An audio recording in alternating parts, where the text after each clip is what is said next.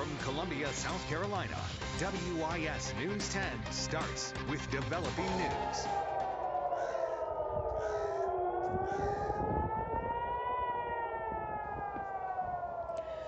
Sirens heard in Jerusalem as we overlook the religious sites of the city and nearby residential areas. The tension between Israel and the Palestinians has existed for decades, but violence has escalated after this weekend's attack. On Saturday, the Palestinian military group Hamas attacked several civilian targets across Israel, starting a back and forth of deadly retaliation from both sides of the conflict. Hundreds have been reported dead, the White House saying at least 11 Americans were killed by Hamas. The U.S. now pledging it will rapidly provide the Israel Defense Forces with more equipment and munitions. But without a House Speaker, providing that support will not be a straightforward process. Peter Zampa reports. Israel is at war after Hamas terrorists killed hundreds in a surprise attack over the weekend. The bloodshed sending lawmakers here on Capitol Hill scrambling, trying to help, but they have to figure out a path forward without a Speaker of the House. Israel has widespread bipartisan support on Capitol Hill as lawmakers share their sympathies and encouragement to defend itself. The ongoing events in Israel over the past few days are horrific. But tangible support beyond just words remains up in the air, with the most important post in Congress going unfilled over the weekend after the ouster of former Speaker Kevin McCarthy. Some lawmakers are being updated by Biden administration officials on the current situation as the administration assesses its role going forward. McCarthy briefing reporters Monday saying the first priority is to rescue American hostages currently in Hamas custody after reports 9 Americans have already died in the attacks.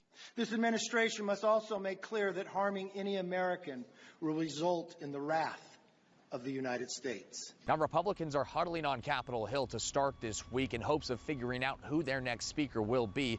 The Republican Party is supposed to vote on their speaker on Wednesday, but we don't know when the full House will have that vote. As for Congress sending aid to Israel, very much up in the air right now as the House floor is technically paralyzed. Reporting in Washington, I'm Peter Zampa.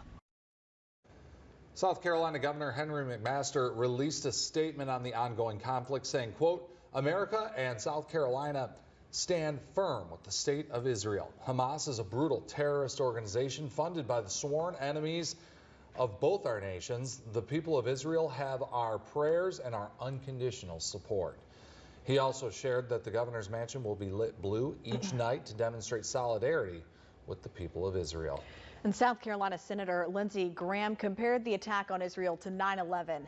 The GOP senator says he is convinced Iran supported Hamas' brutal attack to stop peace efforts between Saudi Arabia and Israel.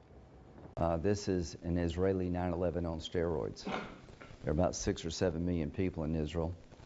They may lose up to 1,000, who knows right now, but it'd be like losing 20,000 on 9/11. It's one of the most vicious, barbaric attacks of the 21st century or any other century. The war in Israel is raising security concerns closer to home. The Forest Acres Police Department confirming it has sent out special patrols to the city's synagogues. Our Chris Joseph spoke with 2 rabbis today about the attacks and safety. My conversations with the rabbis spanned a range of emotions, including fear, loss, but also a prayerful calm. They tell me they have great relationships with local law enforcement, but are deeply concerned with what's happening overseas. Images of fear, death, and destruction on a Jewish holiday meant for celebration.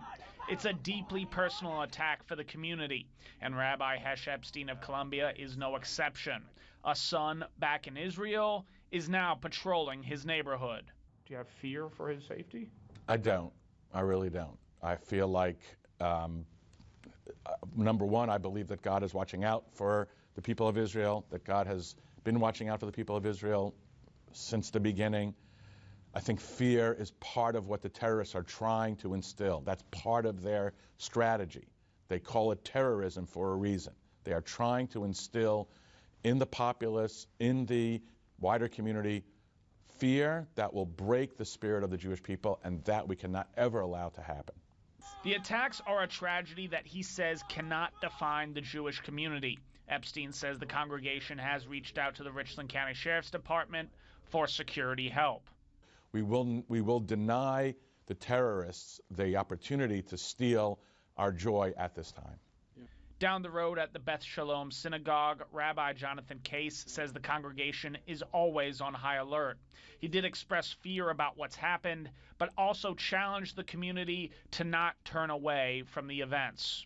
Teenagers and 20-something who were literally shot or put on the back of trucks, beaten, and then trucked to an unknown destination in the Gaza. What's going to happen to them? Yeah, I'm fearful, but I'm in deep pain. Both rabbis say they'll be coming together at a vigil Tuesday night in response to the attacks. To reassure ourselves that we are one, but to reassure those people that are fighting for the very existence for their lives in Israel that they are not alone in this process. The vigil will be at 6 p.m. on Tuesday at the Jewish Activity Center in Columbia. Reporting in the newsroom, Chris Joseph, WIS News 10. And Chris also reached out to the Columbia Police Department. They say they're not aware of any threats to synagogues or mosques.